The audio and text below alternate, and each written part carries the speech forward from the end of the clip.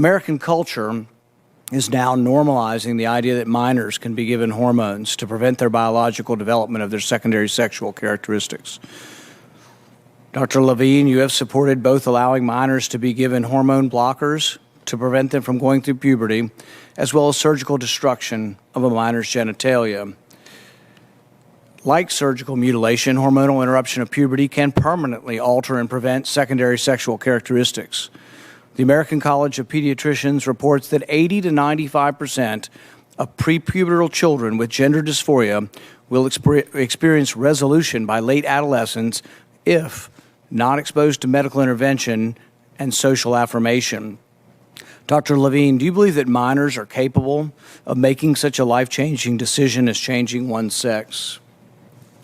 Well, Senator, thank you for your interest in this question. Transgender medicine is a very complex and nuanced field with robust research and standards of care that have been developed. And if I am fortunate enough to be confirmed as the Assistant Secretary of Health, I would look forward to working with you and your office and coming to your office and discussing the particulars of the standards of care for transgender medicine. The specific question was about minors. Let's be a little more specific since you evaded the question. Do you support the government intervening to override the parent's consent to give a child puberty blockers, cross-sex hormones, and/or amputation surgery of breasts and genitalia?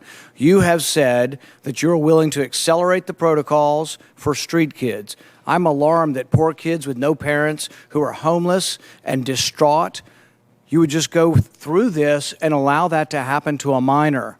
I would hope that you would have compassion for Kira Bell, who's a 23-year-old girl who was confused with her identity. At 14, she read on the internet about something about transsexual. She thought, well, maybe that's what I am. She ended up getting these puberty blockers, cross-sex hormones. She had her breasts amputated. But here's what ultimately she says now. And this is a very insightful decision from someone who made a mistake but was led to believe this was a good thing by the medical community. I made a brash decision as a teenager, as a lot of teenagers do, trying to find confidence and happiness, except now the rest of my life will be negatively affected, she said, adding that the medicalized gender transitioning was a very temporary, superficial fix for a very complex identity issue. What I'm alarmed at is that you're not willing to say absolutely minors shouldn't be making decisions to amputate their breast or to amputate their genitalia. For most of our history, we believe that minors don't have full rights and the parents need to be involved. So I'm alarmed that you won't say with certainty that minors should not have the ability to make the decision to take hormones that will affect them for the rest of their life. Will you make a more firm decision on whether or not minors should be involved in these decisions? Senator, transgender medicine is a very complex and nuanced field, and if confirmed to the position of Assistant Secretary of Health, I would certainly be pleased to come to your office and talk with you and your staff about the standards of care and the complexity of this field. Let it go into the record that the witness refused to answer the question. The question is a very specific one. Should minors be making these momentous decisions? For most of the history of medicine, we wouldn't let you have a cut sewn up in the ER, but you're willing to let a minor take things that prevent their puberty, and you think they get that back?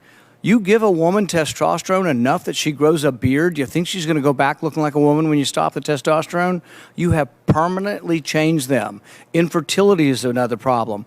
None of these drugs have been approved for this. They're all being used off-label. I find it ironic that the left that went nuts over hydroxychloroquine being used possibly for COVID are not alarmed that these hormones are being used off-label. There's no long-term studies.